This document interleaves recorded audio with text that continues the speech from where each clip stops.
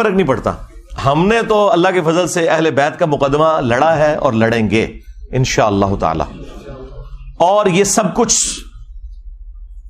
اتنا مشکل کام جو اگلے زمانوں میں ہوتا تھا تو ایسے لوگوں کے ٹکڑے ٹکڑے کر دیے جاتے تھے, ان کے خاندان غائب کروا دیے جاتے تھے. یہ تو آج آپ ایک مبارک دور میں ہے کہ آج بات کرنا آسان ہے, اور وہ بھی پاکستان کے اندر. تو اور وہ بھی کچھ عرصے سے, ورنہ تو کچھ عرصہ پہلے تک تو یہ صورتحال نہیں تھی. تو یہ اللہ تبارک و تعالیٰ کا خاص ڈیسیژن ہوا ہے کہ اس نے اپنے دین کا کام لینا ہے, وہ کسی سے بھی لے لے. تو یہ سب کچھ جو ہم کر رہے ہیں واللہ یہ ہم اپنی آخرت کی فکر میں ہیں. اہل البیت علیہم السلام کو کسی بھی شخصیت کی ضرورت نہیں کہ وہ ان کا دفاع کرے. یہ کسی شخص کے لیے خود اس کی آخرت کا سبب تو ہو سکتا ہے کہ وہ جنت میں رسول اللہ کا پڑوس حاصل کر لے صلی اللہ علیہ وآلہ وسلم, کے وہ اہل البیت کا دفاع کرے. اہل البیت کو اس سے کوئی فرق نہیں پڑتا. یہ ہماری خوش قسمتی ہے کہ ہم ان کا دفاع کر کے اللہ کے محبوب صلی اللہ علیہ وآلہ وسلم کو قیامت والے دن راضی کر سکیں کہ ہم نے آپ کے اہل البیت کا دفاع کیا تھا, اور آپ نے جو نصیحت فرمائی تھی غدیر خم کے اوپر ہم نے اس کا پاس رکھا. کتنا بڑا ظلم ہوا کہ جو اہل سنت کی مین سٹریم کی 6 کتابوں میں حدیث نہیں تھی, اور ضربیں تقسیمیں لگا کے وہ حسن درجے تک پہنچتی تھی. حجۃ الوداع کی حدیث کہ میں اپنے بعد 2 چیزیں چھوڑ کر جا رہا ہوں, المستدرک للحاکم میں ہے, الموطا امام مالک میں بھی ہے لیکن اس کی سند منقطع ہے. مکمل سند جو ہے وہ المستدرک للحاکم کے اندر ہے, مشکات کے اندر بھی. 2 چیزیں چھوڑ کے جا رہا ہوں کہ جنہیں مضبوطی سے پکڑ لوگے کبھی گمراہ نہیں ہوگے. ایک اللہ کی کتاب اور دوسرے اس کے نبی کی سنت صلی اللہ علیہ وآلہ وسلم. اب یہ حدیث ہماری یہ 6 مین کتابیں جو ایگریڈ اپان ہے, کتب 6 بخاری اور مسلم صحیحین, اور 4 کتابیں سنن اربع کی ترمذی ابو داؤد نسائی ابن ماجہ, ان میں یہ روایت ہی نہیں تھی. وہ تو بچے بچے کو رٹا دی گئی. اور جو روایت صحیح مسلم کے اندر تھی اوپر تلے 4 احادیث غدیر خم کی, وہ ہمارے علماء کو بھی نہیں پتا تھی. میرے دنیا میں چھوڑے جانے سے پہلے کتنے علماء ہیں جنہوں نے کبھی یہ روایت اہل سنت کے پلیٹ فارم سے بیان کی؟ اکا دکا لوگوں نے. ڈاکٹر طاہر القادری صاحب یا ہمارے استاد مولانا اسحاق صاحب رحمہ اللہ تعالی. باقی تو سارے کے سارے لوگ جو ہیں وہ قرآن و سنت لے کے چلے, اور وہ بھی وہ روایت جو ان 6 کتابوں میں بھی نہیں تھی, جو 6 کتابوں میں مسلم شریف کے اندر تھی, صحیحین ٹاپ کی 2 کتابوں میں, اوپر تلے 4 احادیث غدیر خم کی 6225 سے لے کر 6228 تک. یہ جو 4 احادیث جو مشکات کے اندر بھی موجود ہیں, مسند احمد میں بھی, جامعہ ترمذی میں بھی, وہ چھپا کے رکھی گئی. اور یہ جو خطبہ غدیر کا ہے یہ نبی صلی اللہ علیہ وآلہ وسلم کہ حجۃ الوداع کے بعد کا خطبہ ہے, یہ اسے بھی سپرسیڈ کرنے والا ہے. اور آپ علیہ السلام کی وفات سے چند مہینے پہلے جب آپ حج کر کے مکے سے مدینے کی طرف واپس آ رہے تھے تو راستے میں پانی کے لیے خم نامی گاؤں پہ پڑاؤ کیا 18 ذوالحجہ 10 ہجری کو. اور نبی صلی اللہ علیہ وآلہ وسلم کے لیے اونٹ کے پالان کا ممبر بنایا گیا.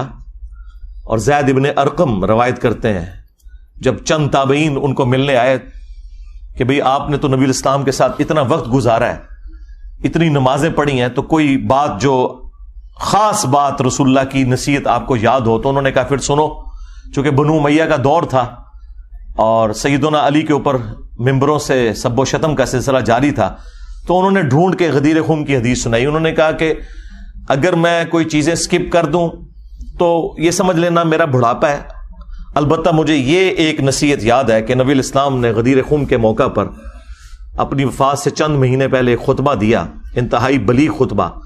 اس کے الفاظ ہی کنکلوڈنگ ہے, اے لوگو آگاہ ہو جاؤ میں بھی ایک انسان ہوں, قریب ہے کہ اللہ کا قاصد یعنی موت کا فرشتہ میرے پاس آئے اور میں اس کی دعوت قبول کر لوں. میں اپنے بعد تم میں 2 بھاری چیزیں چھوڑ کر جا رہا ہوں. ان میں سے پہلی چیز اللہ کی کتاب ہے, اس میں ہدایت ہے, اس میں نور ہے. یہ اللہ کی رسی ہے جو قرآن میں ہے نا, وَاعْتَصِمُوا بِحَبْلِ اللَّهِ جَمِيعًا وَلَا تَفَرَّقُوا, تم سب کے سب مل کر اللہ کی رسی کو مضبوطی سے پکڑ لو اور فرقوں میں مت بٹو. یہ اللہ کی رسی ہے، جو اسے پکڑے گا وہ ہدایت پر ہوگا، جو چھوڑ دے گا وہ گمراہ ہو جائے گا. اور پھر نبی علیہ السلام ترغیب دلاتے رہے، اللہ کی کتاب، اللہ کی کتاب، اللہ کی کتاب.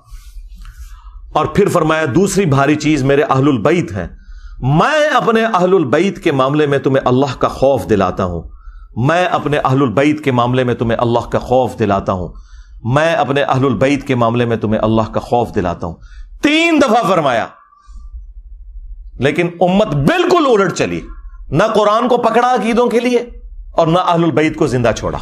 نبی علیہ السلام کو قبر مبارک میں گئے صرف 50 سال گزرے ہیں اور آپ کی پوری اولاد ذبح کر دی گئی. تو آپ سمجھتے ہیں کہ یہ کربلا بھلا دی جائے گی؟ نہیں، کربلا قیامت تک آپ کو ہانٹ کرے گی. ہاں، اور ہماری ویڈیوز کے بعد تو اب آپ بھول جائیں ہاں کہ کوئی شخص جو ہے وہ اس غم حسین کو مٹا سکتا ہے. یہ سوگ حسین نہیں ہے، سوگ 3 دن ہوتا ہے، یہ غم حسین ہے. یہ اسی طریقے سے جاری رہنا ہے. غم حمزہ نہیں ختم ہوا. صحیح بخاری میں حدیث ہے، فتح مکہ کے موقع پر حضرت بلال حبشی نے لا کر پیش کر دیا واشی کو حضور کے سامنے کہ چلیں جہاں باقیوں کی معافی ہو رہی ہے اس کی بھی ہو جائے. آپ علیہ السلام نے نگاہ اٹھا کے دیکھا، واشی، جی یا رسول اللہ. قاتل حمزہ، جی یا رسول اللہ. واشی تیرا اسلام قبول ہے، لیکن کیا تو ایسا کر سکتا ہے کہ تو مجھے اپنی شکل نہ دکھانا؟ پوری زندگی پھر واشی نے نبی علیہ السلام کا سامنا نہیں کیا. مسلمان صحابی اور شخصیت کون ہے؟ حریص علیکم بالمؤمنین رؤوف الرحیم. مومنین پر ان کی جانوں سے بڑھ کر حق رکھتے ہیں، ان کی جانوں سے بڑھ کر ان کے لیے حریص ہیں. کسی نے نہیں کہا کہ یا رسول اللہ یہ تو اسلام لے آئے ہیں تو آپ اپنے دل میں ان کا بغض کیوں رکھ رہے ہیں؟ ہمیں لوگ کہتے ہیں نا جی بغض ہے جی آپ کے دل کے اندر. صرف یہ کہ چچا کا غم بھلایا نہیں گیا. چچا بھی کوئی عام چچا تو نہیں تھا، وہ دور شریک بھائی بھی تھا، دین کا مجاہد تھا، بدر اور احد کے اندر آرمی چیف تھا نبی علیہ السلام کی فوج کا. تو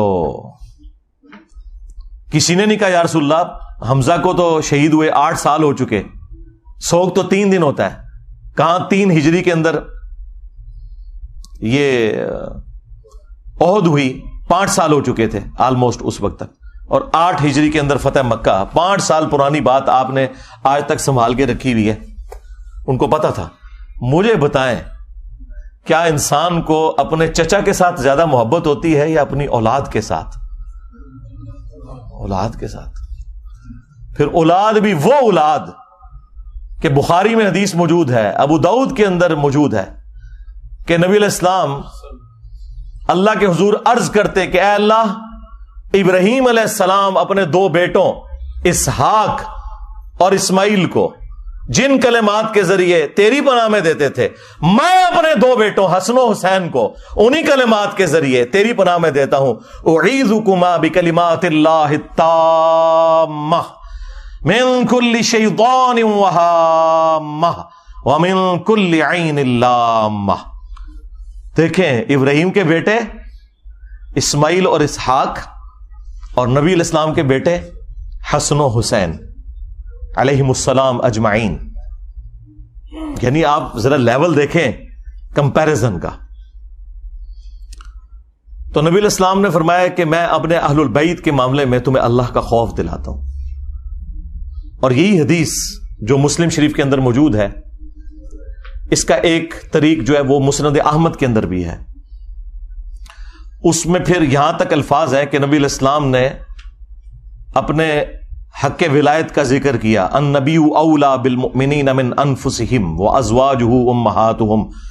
نبی مومنین کی جانوں سے بڑھ کر ان پر حق رکھتے ہیں اور نبی کی بیویاں امت کی مائیں ہیں. یہ آیت کوٹ کر کے آپ نے فرمایا کہ کیا میرا حق ولایت تم تسلیم کرتے ہو اپنے اوپر؟ یعنی میں تمہاری جانوں سے بڑھ کر تم پر حق رکھتا ہوں. تو سب نے کہا بلا یا رسول اللہ. تو پھر آپ علیہ السلام نے مولا علی کا ہاتھ پکڑا اور یوں فضا میں بلند کیا صحابہ کے درمیان، من کنت مولاہ فہذا علی مولاہ. پھر جس جس کا مولا جس جس کا جگری یار، جس جس کا آقا، جس جس کا سرپرست میں ہوں، اس کا سرپرست علی ہے. اور پھر اسی حالت میں کہا کہ اے اللہ اس سے محبت رکھ جو علی سے محبت رکھے، اس سے دشمنی رکھ جو علی سے دشمنی رکھے.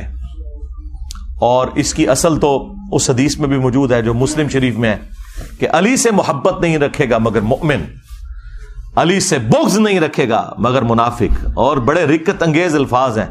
مولا علی نے خود روایت کی حدیث، وہ کہتے ہیں کہ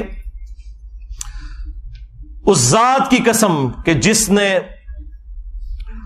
دانے کو پھاڑ کر کھیتیوں کو اگایا اور مخلوقات کو پیدا کیا، نبی امی نے مجھ سے یہ عہد لیا تھا کہ اے علی صرف مومن ہی تجھ سے محبت رکھے گا اور صرف منافق ہی تجھ سے بغض رکھے گا. وَلِعَوْذُ بِاللَّهِ تَعَالَى. تو اب یہ آپ دیکھ لیں، یہ وہ چیزیں تھیں جو پھر بھلا دی گئیں اور اس کا رزلٹ آج سنی شیعہ کنفلکٹ، قتل و غارت کی شکل میں، دشمنی کی شکل میں، ایک دوسرے کو کافر کہنے اور گمراہ کہنے اور جہنمی کہنے کی شکل میں ہمارے سامنے آ چکا ہے. اب یہ ٹاپک اتنا لمبا ہے کہ میں اس کے اوپر فی البدی بھی بولوں تو میں نے بتایا کہ میں گھنٹوں نہیں کئی دنوں تک بیٹھ کے بولتا رہوں، اور میری ہزاروں ویڈیوز اگر کلپس بھی شامل کیے جائیں اس کے اوپر گواہ ہے کہ میں نے یہ سارے ٹاپکس مختلف ویڈیوز کے اندر کور کیے ہیں. البتہ میں ایک ریسرچ پیپر کا تعارف ضرور کرواؤں گا. آپ میں سے بھی جتنے 400-500 لوگ یہاں سنڈے والے دن آتے ہیں، اینڈ پہ ہم سب کو وہ فری ریسرچ پیپر دیتے ہیں. نہ صرف وہ ریسرچ پیپر بلکہ ساتھ 8 ریسرچ پیپرز اور ٹوٹل 9 ریسرچ پیپرز اور 3 اذکار کارڈ، یہ 12 کا پیکج یہ فری بالکل پلاسٹک پیکنگ کے اندر دیا جاتا ہے جو پہلی دفعہ درس میں آتا ہے. اور پاکستان میں آپ ڈاک میں بھی یہ فری منگوا سکتے ہیں. الحمدللہ ہم لاکھوں کی تعداد میں یہ تقسیم کر چکے ہیں، فری بالکل. البتہ صرف آپ نے ڈاک کا خرچہ دینا ہے. ٹی سی ایس کا آج کل وہ ریٹ آلموسٹ 500 ہوا ہے. 500 روپیہ آپ پے کریں. صبح 9 سے لے کر شام 5 بجے تک ہمارا فون اکیڈمی کا آن ہوتا ہے. 032159000162 عثمان بھائی کے نام کے اوپر یہ نمبر بنا ہوا ہے، اور اسی نمبر کے اوپر ایزی پیسہ بھی ہے، جائز کیش بھی ہے. اس میں آپ صرف ٹی سی ایس کا خرچہ دیں گے تو آپ کو ریسرچ پیپرز کا پیکج پورے کا پورا، صرف کربلا والا ریسرچ پیپر نہیں، اس میں 200 احادیث ہیں، 32 صفحوں کے اوپر ہے. اس کے علاوہ 9 ریسرچ پیپرز ٹوٹل ہیں 8 پلس یہ ایک 9 اور 3 اذکار کارڈ، یہ 12 کا پیکج بالکل فری آپ کے گھر آئے گا. آپ اس کو پڑھیں. اور الحمدللہ یہ کئی زبانوں میں ٹرانسلیٹ ہو چکا ہے. ہماری ویب سائٹ پہ اس کا PDF اویلیبل ہے، عربی میں بھی، اردو میں بھی، انگلش میں بھی، ہندی میں بھی، بنگلہ زبان کے اندر بھی، اور فارسی اور سندھی زبان کے اندر بھی. دنیا کی جتنی مشہور زبانیں ہیں ان میں اس کو ہم نے ٹرانسلیٹ کر دیا. انگلش میں آ گیا تو پھر آپ سمجھ لیں سب میں آ گیا. یہ ریسرچ پیپر آپ سافٹ کاپی ڈاؤن لوڈ فری کریں ہماری ویب سائٹ اہلسنتپاک.com سے، وہاں سے بھی آپ پڑھ سکتے ہیں، ہارڈ کاپی بھی منگوا سکتے ہیں. تو آپ کو یہ پوری کی پوری گیم سمجھ آ جائے گی. یہ کربلا ایک دن میں نہیں ہوئی، اس کے پیچھے پورا ایک پس منظر ہے. کس طرح نبی الاسلام کی وفات کے بعد آہستہ آہستہ معاملات اس لیول کے اوپر بگڑے کہ صرف 50 سال کے اندر اتنی بڑی تبدیلی آئی کہ انسانی تاریخ نے اتنا بھیانک منظر نہیں دیکھا تھا جو ہمیں کربلا میں دیکھنا پڑا. اور اس کی ہیٹ آج تک ہم محسوس کر رہے ہیں. یہ ایک دن کے اندر نہیں ہوا، معاملات آہستہ آہستہ بگڑتے چلے گئے. اہل سنت اور اہل تشیع کے اندر جو اہل علم علماء ہیں ان کے درمیان یہ چیز